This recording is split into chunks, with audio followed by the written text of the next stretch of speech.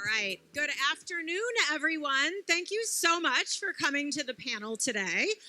We are waiting for one last panelist who will be leaping and bounding in as we get started. But wanted to just jump in. We have a very exciting topic today, from connecting culture to commerce. And we're super excited to jump in and start chatting.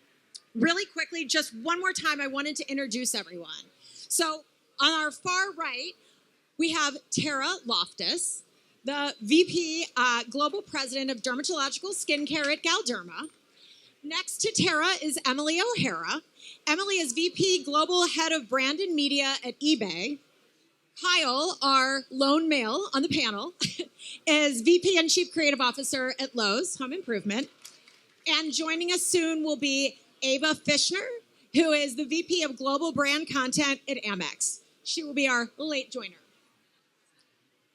Okay, we're gonna jump in and I'm gonna let Ava just pick up some questions as we go along. So as a strategist, I have to tell you how excited I am to talk about connecting culture to commerce. Kyle is laughing, we work together.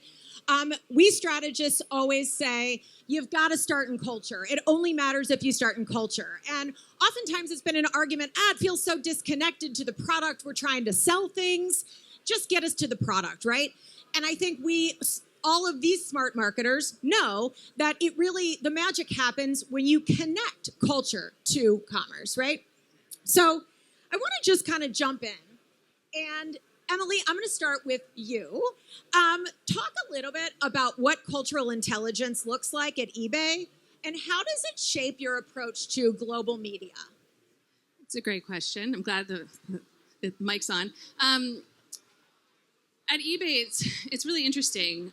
Culture's at the center of our marketplace, and so it's at the center of what we've been doing for years. So we think about culture as it relates to our customer, and eBay is a place for collectors. So the culture of collecting, the culture of vehicles and motors, the culture of fashion, and being someone who's coveting pre-loved luxury. These are things that we need to tap into. And so in terms of what we do, we have all of our customer insights and the dashboards and the data that we look at. We have our partner platforms like Pinterest and Reddit and others where we look at cultural trends that might be relevant. But what's beautiful is we have the community of sellers on our platform that they themselves are really a place to be the barometer of what is the right way to show up. And so it is the center of our conversation. Looking forward to using more AI tools to synthesize so we can have more strategic conversation of what this means for us today. But yeah, it's really at the core of the marketplace, and the way in which we market is really critical. So the intersection of the customer, those cultural insights, the culture that we want to support and empower, mapped to the media plan. So thinking about trusted partners who are showing up in a way for that culture to contribute, and generally just strategic targeting through our media approach. I love that. Tara, I'm going to go to you next. I mean, as we think about skincare and culture and cultural nuances, all of that stuff, it's so different and it's so important to get it right. Can you talk a little bit about how you think about sort of making sure you're hitting culture in what you do? Absolutely. So as you just heard, it is absolutely essential for us to put culture at the center of everything. I envy companies that have such a big marketing budget that they can circumnavigate the trends that are happening in culture and buy their way to win. But the reality is that even with a significant marketing budget, if you're not relevant, you're not going to succeed. You're not going to survive. I mean, I like to say 10, 20 years ago, there were 4 or 5 mass skincare brands, and now there's 4,000, right? And so the only way we can cut through is by identifying emotions and events that are happening in the world and show up and be a part of it. So, for example, with Differin, not one of our biggest brands, right, but our iconic acne care brand, we noted that 82% of Gen Zs struggle with acne, but 90% of Gen Zs are gamers. And they're spending their lives gaming.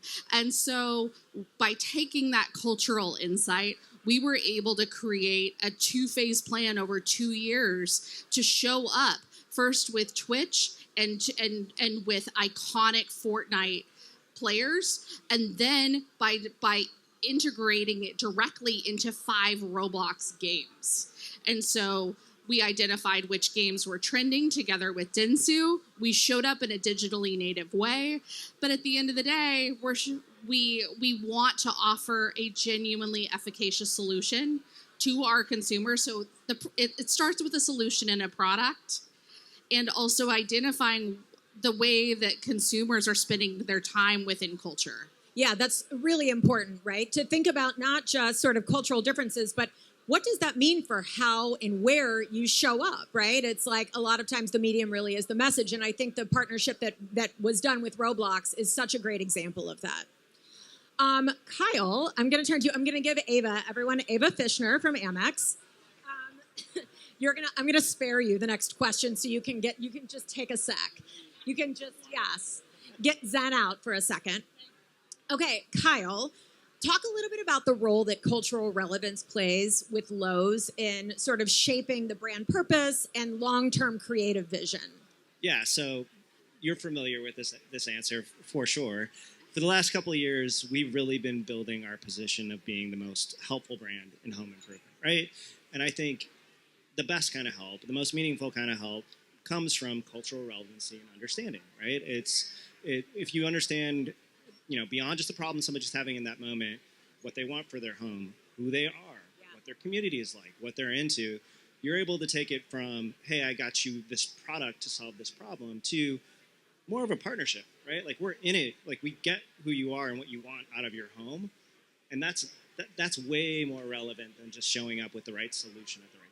That's right. And I think for Lowe's especially, as many retailers are, right, you have to sell products. At the end of the day, you have to sell products. But it's the way that you go about that, I think, and understanding, right, that is so critical. It's the difference between somebody understands how to unclog my toilet, and somebody understands that this is the bathroom of my dreams that I've been working. Exactly right. Like, and we want to be on the latter side of that always.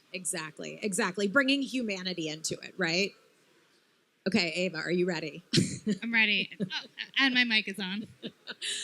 Okay, talk a little bit about how Amex defines cultural relevance. Why is that critical to your brand strategy? Yeah, absolutely. So American Express's entire brand ethos is powerful backing.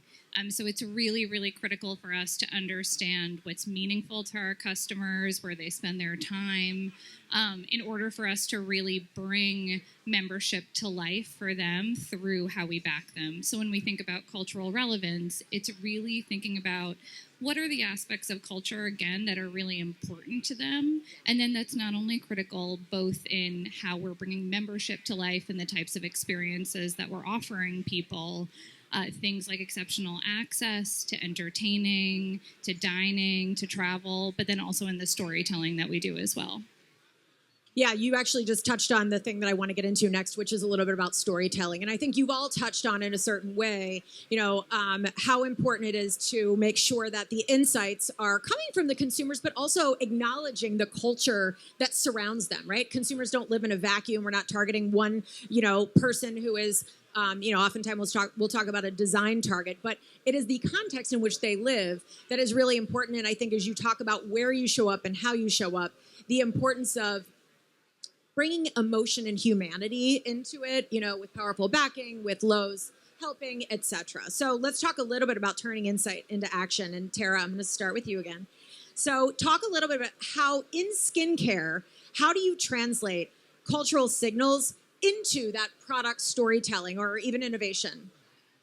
So that can happen in multiple different ways. So I would say we consider innovation not just actual products, but how we activate as well. Yeah. And so I would say last year on Cetaphil, we wanted to show up in a relevant way during the Super Bowl. We didn't have the media budget to show up in a traditional way. But what we did do, and again, this didn't come from a quantitative insight, it was a feeling, right?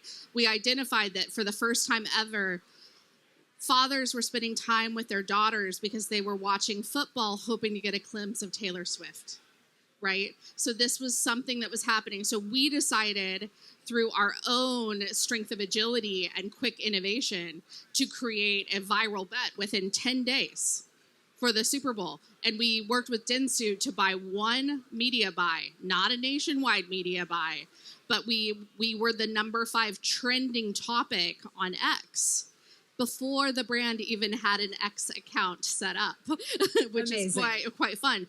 But again, we took that insight, we showed up, and we showed up in a way to support our core range as well. So we gifted over 500 influencers for complete surround sound with our core products. And we worked with over 50 dermatologists in that same moment to echo that same message around our core products. So there's a way to bring it all the way through. So it's not just an upper funnel initiative. Yeah. It also is linked down to lower funnel. And then by pulling it all the way through with the retailer, we were able to work directly with Amazon to get real-time KPIs for how this was performing. Was it impacting sales? And spoiler alert, it was. That's such a great example of how something, I mean, the timeliness of it that is live culture. It was a great insight, and how you guys drove it through the funnel is remarkable. Amazing. Ava, I'm going to come to you next. Can you share a campaign where cultural insight directly influenced creative or content? Yeah, so I think really my favorite example of this from the past year is Small Business Saturday in 2024. We had a platform that had really high awareness, that had a lot of meaning for a lot of people, but it was the 15th Small Business Saturday. So we really needed to figure out how to celebrate that and at the same time make it modern and make it relevant for the audience today. And when I say the audience, we really looked at the fact that Small Business Saturday was grounded in the idea that we really want to back small businesses through times of uncertainty, and that's a value that American Express really stands for. We also wanted to look at our consumer audience and consumers at large and understand how they felt about shopping with small businesses and why that was meaningful to them. And I think there were 2 really powerful aspects that we uncovered that really led to how we brought it to life. The first thing was for the consumer audience at large. Due to a lot of different factors, sort of the times felt uncertain, and we knew that in times of uncertainty, they really wanted to invest in their own communities. And so we drew the connection that shopping with small businesses is really one of the best ways that you can invest in your own community, and that's how we thought about wrapping the entire campaign with our partners at Dentsu in a wrapper about one day making a difference. Then we also looked at what was really impacting small businesses. And for small businesses, again, there was just many, many different factors that were going on. One in particular is that we knew small businesses were being impacted by natural disasters around the country. And right around Small Business Saturday, in the Southeast in particular, a lot of small businesses were really devastated by high hurricane activity. So what we did was both create a pledge where we were able to raise money on Small Business Saturday. For every transaction at a small business with an American Express card, we donated $1 to grants that help small businesses impacted by the hurricanes. And we were able to activate in Charleston, a city in the Southeast that was really nearby, right, and able to help us get out that message of revitalization for the area. And it was incredibly impactful. That was the best part. I love that example, because when we talk about turning insights into action, number one, you have the platform of powerful backing, but to be able to activate it in times of crisis, considering the context, really important, really timely. And, those are that's equity building type things. Yeah. Even though you're doing it in the moment, that is what makes people feel good and really buy into the brand, right? Yeah, absolutely. And one of the best parts, in my opinion, is we were able to grow spend at small businesses 29% year over year. It was $22 billion Amazing. Spent at small businesses just on that day, which is incredibly powerful. And then also we were able to grow attribution of Small Business Saturday for American Express. Huge. It's huge. Yeah, that's great. I mean, that's a compelling story right there. Ava, for what it's worth, at eBay, I think every year I'm asked, what is our Small Business Saturday? It's an amazing brand platform that you all have really lit up to be an amazing brand action. So thank you so much. Give it to you. Yeah. Emily, to you, while you're chatting, talk a little bit on this topic. How do you balance global consistency with some local cultural nuance, right? eBay is such a big brand. You've got sort of the big brand, and then when you activate sort of more local things, how do you balance that? It's a great question. So I think for some grounding, my team looks after what we call our big three, which are the largest markets for eBay. So it's the US, it's UK, and Germany. As you can imagine, this is a big conversation for us. So I think, number one, we know as a large global brand, it's really important that we show up consistently because that's what develops a trusted relationship with our customers. And so that is really critical. And you only can do that if you have great foundation. So it sounds very basic, but over the past 3 years, as we've come together as a global team, those were the first things that we worked on. Yeah. So aligning everyone to a singular strategy, a singular brand promise, and what we're really here and standing for. That point of view is critical to be held consistent across the markets. We need a brand expression and design system so that we are executing in a way that then is directly attributed to us. We don't want to be spending money when it looks like potentially it's a different brand or we're building separate brands within markets. Last but not least, I'm working really closely with our iPro team on audience frameworks and how we think about the way in which we build our media plans. Mind you, all of these things are great, but it is for the local teams to build upon because you said it best, which is our competitive context. What's going on in the lives of those customers, the size of the markets alone. I mean, the US for us, we could show up in materially different ways because the audience is so vast. In Germany, it's a completely different world that we're operating in. And so taking care of making sure from the creative idea, like, are we hitting the humor? Are we showing up with the right sentiment and and where the customers are really living right now? And from a media perspective, every market is different. That has to be designed from the ground up. So that's the way in which we do it. It takes teamwork, a huge amount of transparency. And I think the trickiest part is making sure that we're building a culture not around like governing or policing of it, but one where we all feel ambassadorship around the brand. And so there's deep trust in taking great ideas from different places, bringing them out globally. But it's a living and breathing ecosystem. And so we continue to get feedback and optimize along the way. That's so important, and something any global brand, I think, can relate to is really balancing what is the design system, the global brand positioning, and what is do people have liberty to flex where that's nuanced? And I like the way you talk about enrolling ambassadors, like creating ambassadors, right? Because people want to feel part of it, and they want to feel like it's going to make sense in their local market, right? Okay, Kyle. Talk a little bit about once you have identified a cultural insight, what is your process for really translating that insight into a creative concept?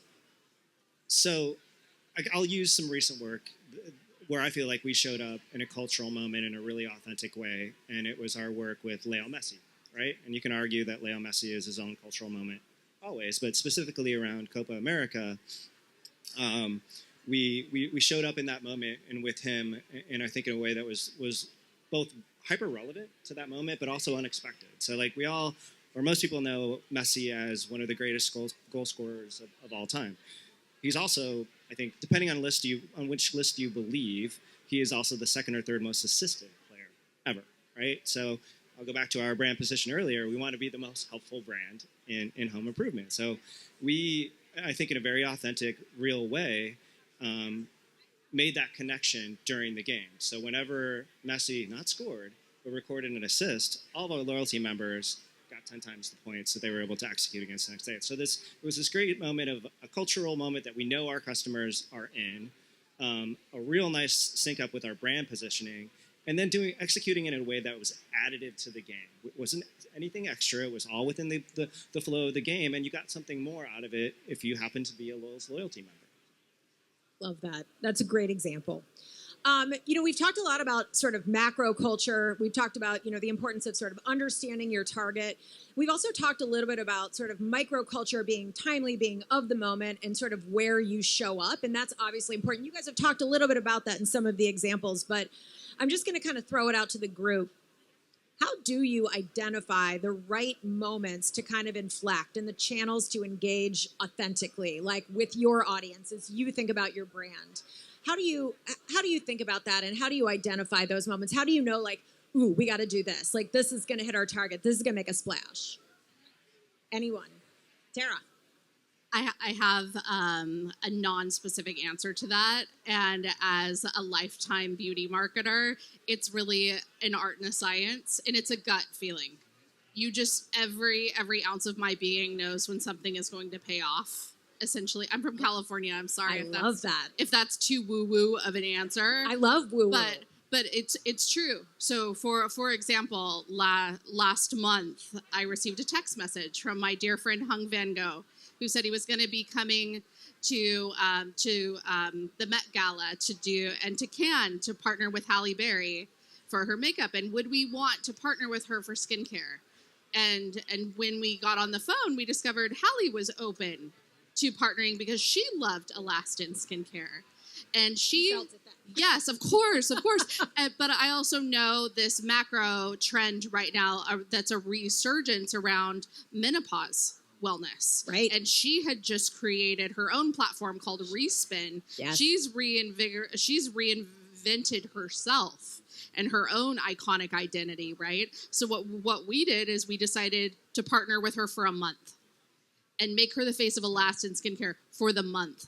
And again, upper funnel investment. It's timely. It's of the moment. She was a juror at the Cannes Film Festival. Right. And what we saw was this incredible payoff that was next level. We partnered with our dermatology and HCP communities. We created a Halle bundle on our website, and without giving numerical specifics, it was both an upper funnel and a very successful lower funnel initiative. You've got great full funnel examples. That's a really nice insight to action, timeliness. You're checking all the boxes, Tara.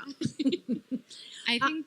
Go ahead. Go ahead, Shawna. No, I'm passing it to you. I was just going to say similarly, one of the only things I would build on is we obviously, I'm sure, all use sort of a mix of cultural listening and looking at data, right? And obviously that creative instinct, to your point. But the other piece I would add is also brand credibility. So when we're looking at all of this, it has to feel like it's a cultural moment that's really true to our particular brand. One example I would talk about is we had a new sponsorship last year of F1 globally. We had built on that with a sponsorship of the F1 Academy Racing Series, which is the all-female racing series where we had a livery for the drivers that highlighted small businesses in the places where the races were around the country. But then in addition to that, the opportunity came up to partner with the Netflix documentary series around F1 Academy. And again, not only was it a culturally relevant moment in which we were looking at our audience and whether this was meaningful to them, but we also had the sponsorship to be able to back up that real value behind the sponsorship, and that led to a social series where we had the driver that we were working with talking about her experience sort of throughout learning how to drive an F1 car and her experience on race day, etc. So again, it's just like that brand credibility layer that I would add on top of it as well. Yeah, and to go one step further, I think something we don't talk about enough is hiring the right team members that identify what these cultural moments are and that are supportive in pulling that trigger too, because sometimes we have team members that want to quickly do a sample market test to see if it's going to be well received. But the problem is, I think it was Diana Vreeland that once said, people don't know what they want until you give it to them. Yes. Right? And so it's hard for them to imagine and receive it in real time. So I think, again, it's us at a senior level focusing in on the vision so we can hire the right teams to identify that too. Love that. Dear panel, we only have a few more minutes, so I'm going to skip to our last question. I'm just going to go down the line here. In one sentence, what do you think your best advice for brands trying to balance the cultural relevancy and the bottom line? What would your best advice be, Ava? What I would say is that cultural relevance really can be a business growth driver if you're doing it in a way where you're being thoughtful about the purpose and you understand whether there's measurable business impact at the same time. Love that. Kyle. Don't chase it.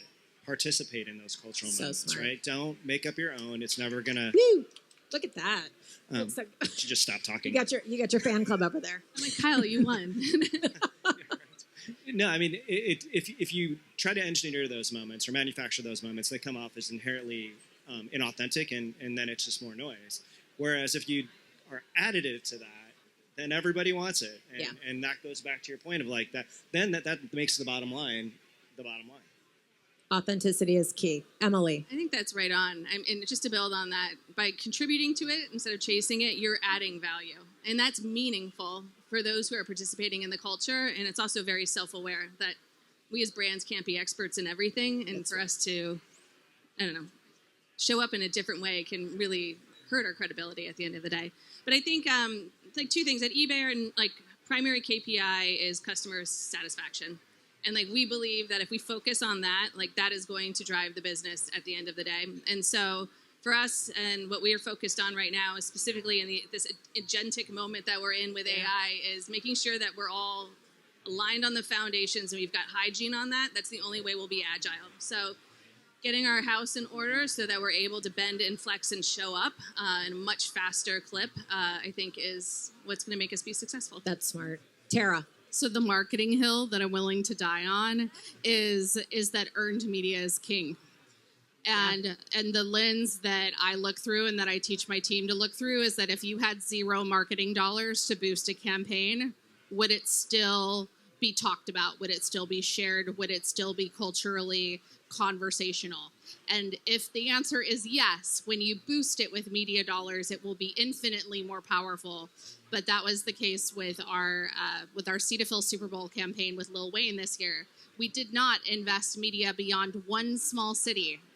Well, New Orleans isn't small, but but we knew it was relevant, and we knew that media would just be aggregative, like in terms, and it would just add to the success of the campaign. Sometimes there's liberation. I feel like a lot of the themes that you're saying is there's liberation in being small and mighty, and sometimes you can take more chances. And I love the chances that you've taken. Yeah, thanks.